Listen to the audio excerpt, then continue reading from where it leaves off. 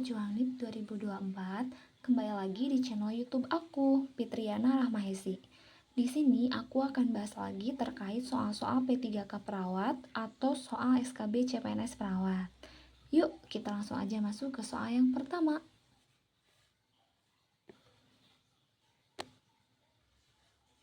Oke. Pertanyaan di sini, bagaimanakah cara pemberian obat yang tepat pada kasus tersebut? Berarti yang ditanyakan di sini itu cara pemberian obat ya, teman-teman. Seorang perempuan berusia 45 tahun dirawat di rumah sakit dengan keluhan nyeri dada. Hasil pengkajian ditemukan nyeri seperti diremas dengan skala 7, tensinya 140/90, nadi 94, napas 24 kali per menit, suhu 36 derajat Celcius. Kemudian pasien direncanakan diberi obat isosorbit dinitrat atau ISDN. Nah, yang ditanyakan di sini bagaimanakah cara pemberian obat yang tepat pada kasus tersebut. Oke, teman-teman, sekarang kita lihat di kata kunci kasus.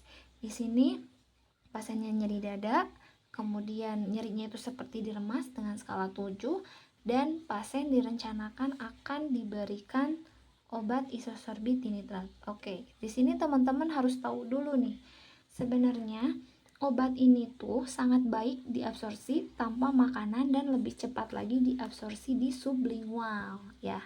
Karena nyeri yang dialami pasien itu biasanya diakibatkan oleh sumbatan pembuluh koroner. Jadi, perlu diberikan obat yang paling cepat kerjanya. Maka yang paling sering diberikan di sini biasanya itu dengan cara sublingual. Oke, jadi jawaban yang tepat di sini itu adalah opsi B ya, teman-teman. Jadi diletakkan di bawah lidah. Oke, kenapa Kak? Kok jawabannya nggak minum obat sebelum makan, atau dengan cara dihisap, atau obatnya dengan cara dikunyah, atau minum air putih dulu sebelum dikunyah? Nah, jadi jawaban itu tidak tepat, teman-teman. Nah, kenapa jawaban ini itu tidak tepat? Karena obat ini lebih lama diabsorpsi. Oke, jelas ya?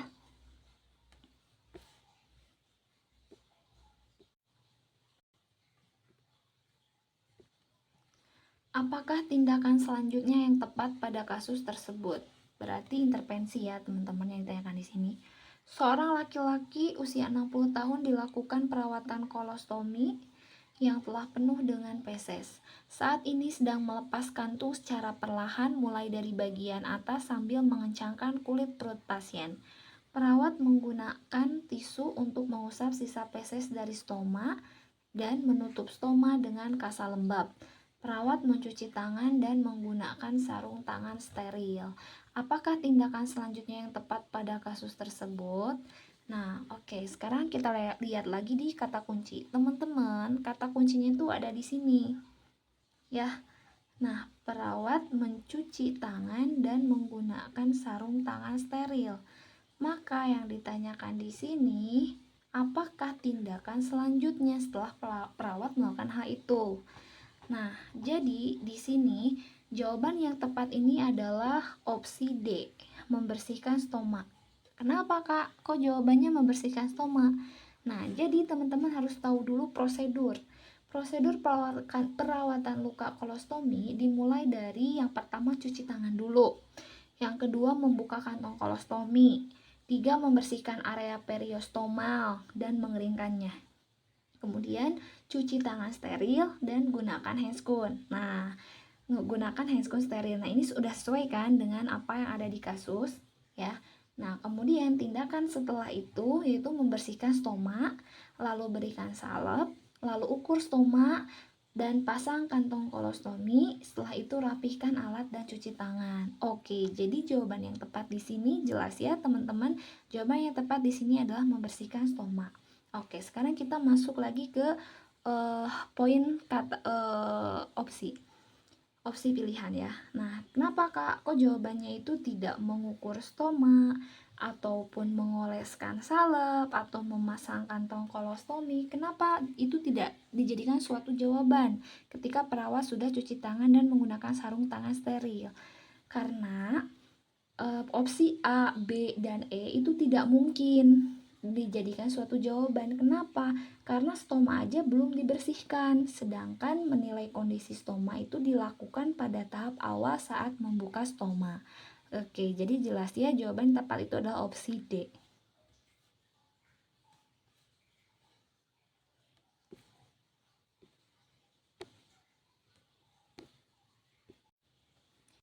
Apakah intervensi prioritas pada kasus tersebut? Oke, yang ditanyakan di sini intervensi lagi. Seorang perempuan berusia 44 tahun dirawat di ruang penyakit dalam dengan diagnosis serosis hepatis. Hasil pengkajian edema tungkai 3 dan shifting dullness juga ada, kemudian dia mual. Tensi 100/60, nadi 110 kali per menit, suhu 37 derajat Celcius, napas 24 kali per menit, kalium 7,3 dan albumin 1,5. Apakah intervensi prioritas pada kasus tersebut? Oke, teman-teman di sini nih, kita lihat lagi kata kunci. Kata kunci di kasus, di sini pasiennya sirosis hepatis dan yang utama dia sudah mengalami edema tungkai plus 3. Ya, ada udim di sini. Kemudian shifting dullness juga ada. Nah, jadi teman-teman, pada kasus tersebut di atas ini ya, biasanya itu pasien mengalami kondisi kelebihan volume cairan yang ditandai dengan apa? Dengan adanya edema dan penumpukan cairan di rongga abdomen. Biasanya ditandai dengan shifting dullness. Nah, jelas ya, di kasus juga ada kata shifting dullness. Nah, selain itu, teman-teman juga wajib tahu apa sih edema atau apa sih asites dan kenapa itu bisa terjadi. Jadi, edema atau asites itu disebabkan karena kelebihan pemberian dan kegagalan mengekresi cairan tubuh dan penurunan albumin tubuh atau karena kegagalan organ. Nah, jadi ya, jelas di kasus karena kondisi pasien di sini disebabkan oleh kelebihan cairan sehingga intervensi utama yang harus kita lakukan di sini itu adalah monitoring intake dan output cairan. Oke, jelas ya. Untuk manajemen aktivitas ini tidak ada hubungannya. Ini juga tidak tepat. Untuk monitoring tanda-tanda vital, tanda-tanda vitalnya juga tidak terlalu jelek banget ya. Kemudian memberikan posisi nyaman ini juga tidak. Oke.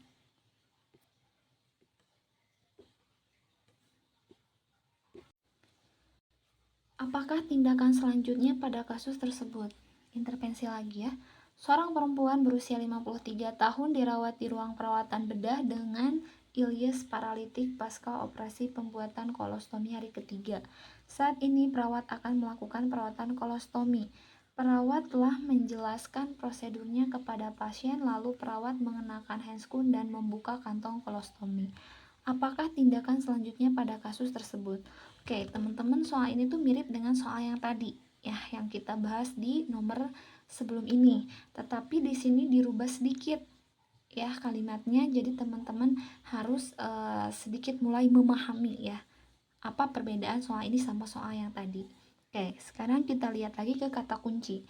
Kata kunci di sini, perawat akan melakukan perawatan kolostomi. Kemudian perawat telah menjelaskan prosedurnya kepada pasien, lalu perawat mengenakan handscoon dan membuka kantong kolostomi. Nah, apakah tindakan selanjutnya pada kasus tersebut? Seperti tadi, teman-teman harus tahu dulu prosedurnya ya. Saya tidak akan bahas lagi karena tadi sudah dibahas. Oke, sekarang kita lihat ke opsi jawaban. Di sini, kaji stoma dan kulit sekitar stoma ini adalah opsi yang tepat. Opsi itu adalah tepat. Jadi ketika perawat sudah mengenakan handscoon dan membuka kantong kolostomi, di sini perawat kaji dulu sebelum membersihkan tuh kaji dulu ya stomanya dan kulit sekitar stomanya. Nah, berarti strategi jawaban di sini itu adalah tahap awal perawat melakukan pengkajian terhadap stoma dan kulit sekitarnya. Nah, kenapa Kak? Kok jawabannya tidak bersihkan stoma dengan NaCl atau pasang kantong kolostomi baru, ukur diameter kantong stoma atau cuci tangan dan dokumentasi? Itu jawaban yang tidak tepat, teman-teman. Kenapa? Kak, nggak tepat? Karena tidak mungkin karena harus dilakukan setelah mengkaji stoma. Jadi opsi B, C, D, E itu tidak bisa dilakukan sebelum opsi A itu dilakukan terlebih dahulu. Oke, jadi jelas ya. Jawaban yang tepat itu adalah opsi A, kaji stoma dan kulit sekitar stoma.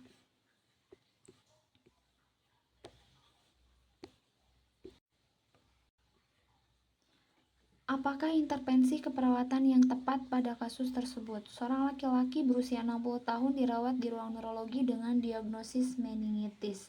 Hasil pengkajian didapatkan pasien mengalami penurunan kesadaran, kulit di sekitar area penonjolan tulang tampak kemerahan dan ada bulai. Pasien tampak lemas, tensinya 150/90, nadinya 88 kali per menit, napasnya 20 kali per menit, suhu 36,7 derajat Celcius. Apakah intervensi perawatan yang tepat pada kasus tersebut? Oke, teman-teman, sekarang kita lihat di kata kunci. Kata kunci, pasiennya mengalami meningitis. Nah, terus terjadi juga penurunan kesadaran. Nah, karena dari penurunan kesadaran itu, maka didapatkan kulit di sekitar area penonjolan tulang tampak kemerahan dan ada bulai. Ya, nah jadi itu adalah kalimat utama atau kata kunci utama ketika teman-teman mau mencari opsi jawaban. Nah, karena yang ditanyakan di sini adalah intervensi keperawatan, maka di sini sebelum menjawab ke opsi jawaban ya, jadi teman-teman harus tahu dulu, ketika yang ditanyakan itu adalah tindakan atau intervensi, maka yang perlu ditemukan terlebih dahulu itu apa masalah keperawatannya. Dalam kasus ini tuh sangat banyak bicara soal ketidakmampuan gerak dari kesadaran, lemah, kemudian ada kemerahan pada daerah prominent. Maka yang dapat dipastikan di sini masalahnya itu adalah gangguan integritas. Bukti dari gangguan integritas itu apa, Kak? Di kasus ada tuh ciri-cirinya, dia muncul luka seperti kemerahan dan bulai juga ada. Nah, jadi teman-teman wajib tahu pasien dengan penurunan kesadaran ya, dia biasanya tuh mengalami kelemahan fisik. Ya. Nah, itu sangat berpotensi kehilangan proteksi diri. Jadi, si pasien itu tidak mampu mengubah posisinya saat kondisi tersebut di atas terjadi ya, sehingga kehilangan kemampuan dirinya dan menimbulkan tertekannya daerah menonjol terlalu lama. Itu juga menimbulkan iskemia jaringan atau berkelanjutan kematian jaringan. Nah, jadi jawaban yang tepat di sini itu adalah opsi C, mobilisasi setiap 2 jam ya. Karena pasiennya penurunan kesadaran. Jadi harus sama kita lah dilakukan mobilisasinya. Oke, teman-teman, makasih yang udah lihat channel YouTube aku. Jangan lupa di-subscribe, kemudian di-like dan di-komen apa yang kurang di video aku. Karena hal itu juga bisa mendorong aku untuk lebih semangat lagi bikin konten dan untuk memperbaiki konten. Oke, makasih teman-teman. See you next video. Bye-bye. Assalamualaikum.